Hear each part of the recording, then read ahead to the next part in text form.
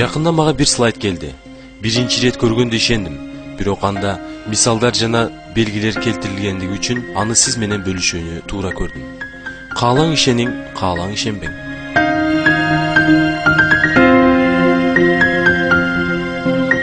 Туркияда жада калса бүткүл дүйнөдө алгачкы жолу 2006 жылы 15 июлда Coca-Cola'га каршы анын курамын толугу менен ачыкка чыгаруусун талап кылган көтөрүлүш болду. Ал көтөрүлүштө 1886 жылы Атланта шаарында доктор Жан жана Пембертон тарабынан түзүлгөн 120 жылдык тарыхы бар Coca-Cola компаниясынын сырын дүйнөнүн эч бир жеринде эч кимге ачык айтпаймын деди да бул иш жабылды. Бирок маалым болгондой Coca-Cola'нын жасалуу рецепти Атланта шаарындагы башкы офисте атайын сейфте сакталат. Жана ал жерге керек болсо бир машинага бирге отурууга да мүмкүн болбогон 2 гана киши кире алат. Себеби компания ачылган сырды жокко чыгаруу максатында өндүрүлгөн продукцияны ар түрдүүчө реклама кылып, элди ар тараптан ойнотуп жатат. Болгону бул нерсе сиз менен биз ишенбей турабыз. Өзүбүздү соротуп, напсинин кулчугунан бошоно албай жатабыз. Анда Coca-Cola'нын жашыруун сыры. Coca-Cola'нын курамынын негизин табигый кармин боёгун алууда колдонулган кашенил коңузу түзөт. Кашенил Канария адырларында жана Мексикада жашаган коңуз. Азыркы күндө атайын талааларда жетиштирилет. Кактус жалбырагына кене сымал жабышып жашоо өткөрөт. Кактустагы коңуздар. Дагы бир сүрөттөлүшү. Кашенил коңуз үчүн атайын кактус талаалары бар. Бул коңуздар мексикалык жумушчулар тарабынан жыйналып алынат. Эзилген кашенил коңузу жана суусу чыгарылган бир нече коңуздар. Коңуз жана анын жумурткаларынан даярдалган суюктук кармин боёгу деп аталат. Жыйнап алынган коңузду минтип кургатышат. Кадимки жүзүм мейизине окшош бекен, бирок бул коңуз мейизи.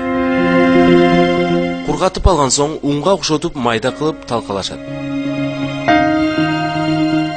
Кээ бир жашоочулар үйлөрүндө минтип коңуздарды чогултуп эзип, талкалап сатышат.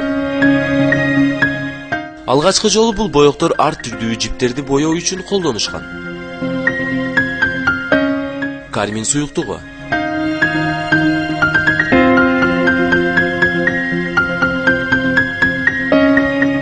Муну Coca-Cola'нын жашыруун рецепти деп эсептешет. Кашенил деген эмне? Кашенил таң калаарлык ачык кызыл түстөгү табигый боёкко окшогон эл аралык G120 индексине ээ болгон кармин боёгу жасалчу коңуз. Бул жөнөкөй кармин кислотасын колдонууга караганда сапаттуу болуп, 16-кылымда буюмдарды боёодо колдонулган. Эгер бул суунун курттан жасалуусуна далил жок деп эсептесек, анда келиңиз ойлонуп көрөлү. Маалым болгондой Coca-Cola компаниясы Боливия шаарынан 115 тонна, ал эми Перу шаарынан 105 тонна коки жалбырагын дүңүнөн сатып алат.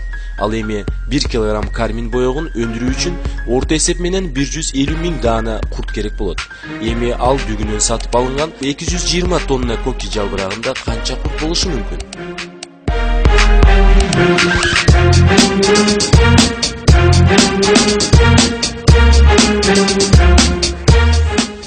Эми ойлонуп көрүңүз, Coca-Cola'га мындай өзгөчө даамды эмне бериши мүмкүн? Албетте бул табигый даам эмес. Демек бул жашыруун ингредиент деп эсептелинген курттар. 1886 жылы бул суунун рецепти Атланта шаарындагы башкы офиске жашырылган күндөн бери бул суунун сырткы этикеткасында курамы суу, шекер, көмүртек, диоксиди боёк, орто фосфор кислотасы, табигый ароматизатор, кофеин жана Coca-Cola экстракты деген жазуу болгон. Бул эмне деген түшүнүксүз экстракт?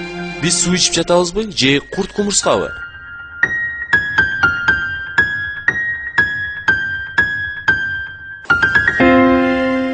Эскерте кетүүчү нерсе, Coca-Cola компаниясынын продукциясынын сыртындагы Coca-Cola жазуусу Ла Мухаммед Ла Макка деген маанини бергендиги үчүн араб мамлекети бул компанияга бойкот жаралаган.